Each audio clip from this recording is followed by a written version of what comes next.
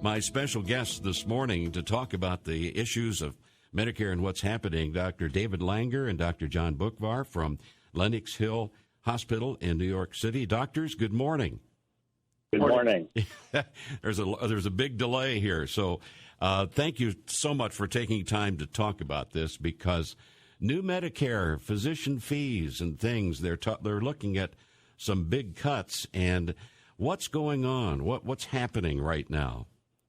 Well, I think that there are mandatory cuts that have been put off year after year that were initiated by Congress, and every year the Congress has managed to sort of put these on hold. And this year, once again, we're at this threshold where they're threatening to cut Medicare reimbursement approximately 7%, depending on specialty. And in this time of COVID, this is just absolutely the wrong time to be cutting any kind of healthcare reimbursement. And this has a likely impact to affect the delivery of care, especially in at-need populations, and affect our ability to continue research related to COVID and everything else.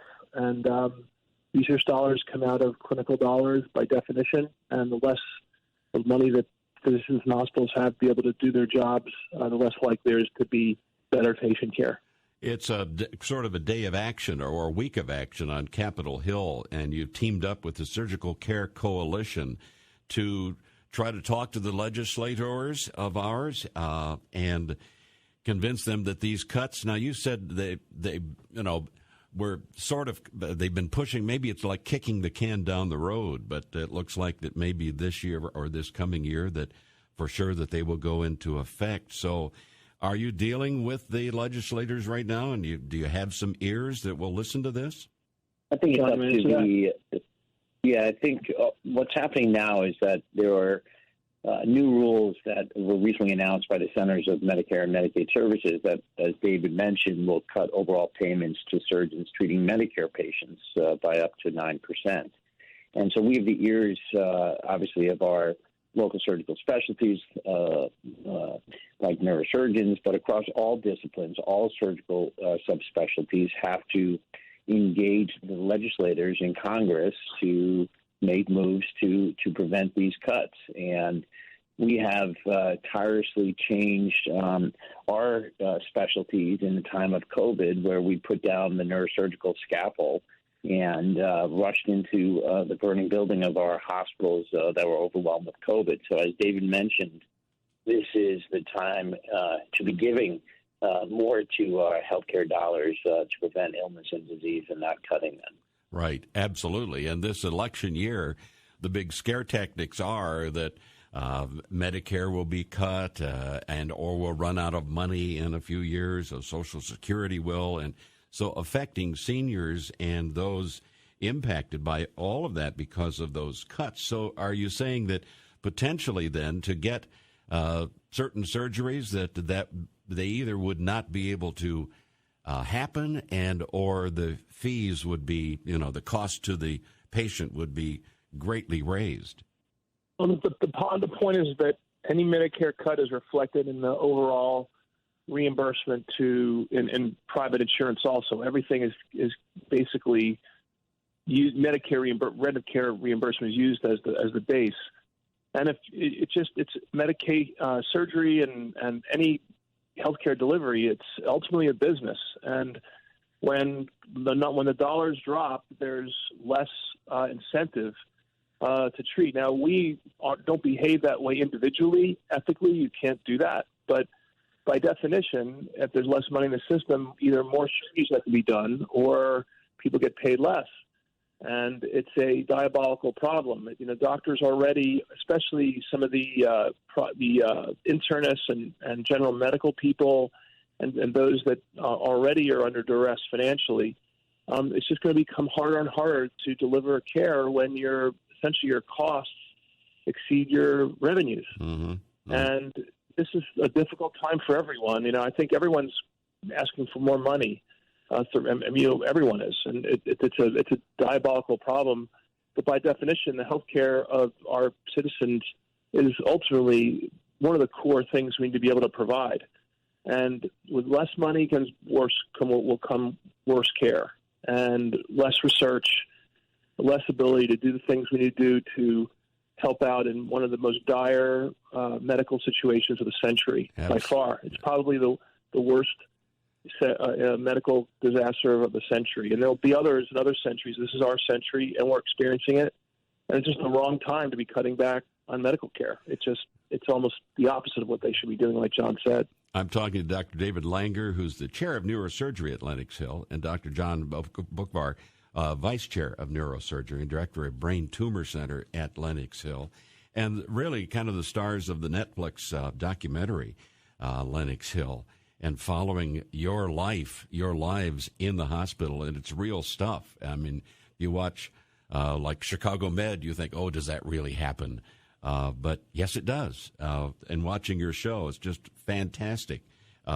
Great documentary on what's going on in the hospitals, and it scares everybody when you're talking about cutting things back. But you also alluded to research.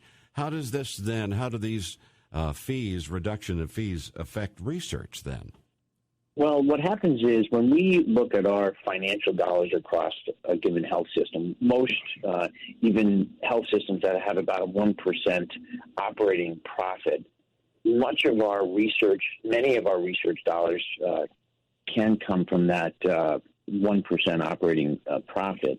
And if you cut, in addition to NIH funding, philanthropy, DOD funding, governmental funding, we are seeing a shrinking bottom line when it comes to operational dollars profit. Mm-hmm. And that means that money that was there and set aside for research, education, and innovation is just shrinking. That's in addition to cuts that are already being seen in the National Institutes of Health, the National Cancer Institute. So again, you have this snowballing effect of dwindling dollars for research and innovation. We call it the physician or surgeon scientist. Those are going to be dinosaurs shortly. As our population is aging, which it's rapidly aging, so our Medicare population is expanding rapidly, and our research dollars are shrinking rapidly. And that means when it comes to new devices, new artificial hips and joints, and new improvements in our treatment of Alzheimer's, Parkinson's, Huntington's diseases of the brain, we're going to have less research dollars to do that. So you're basically trying to get water out of stone when it comes to improving treatments for our aging population.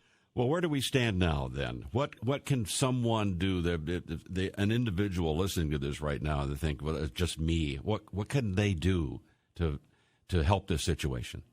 Well, we're just individuals too. You know, we don't have any more power than any human being.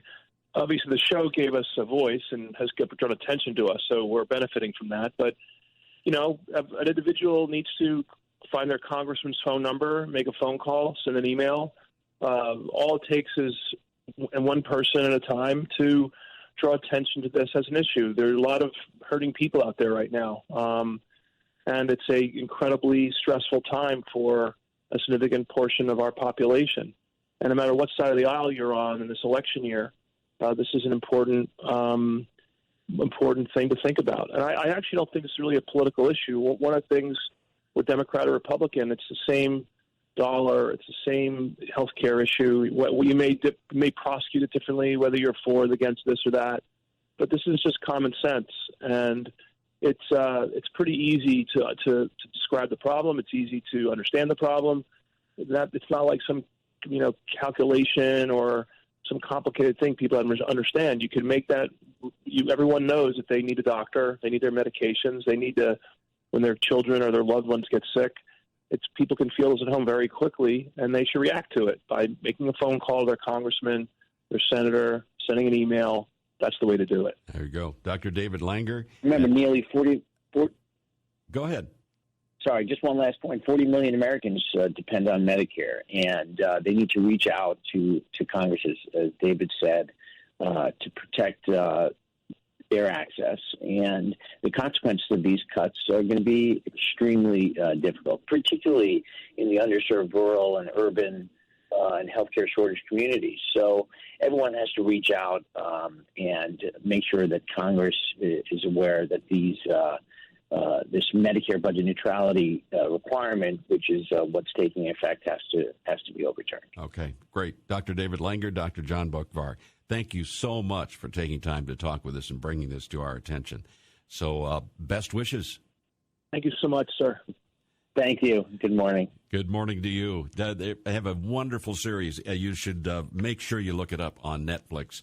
And, of course, it's called Lennox Hill. It's a great documentary in following those two doctors, and it's riveting.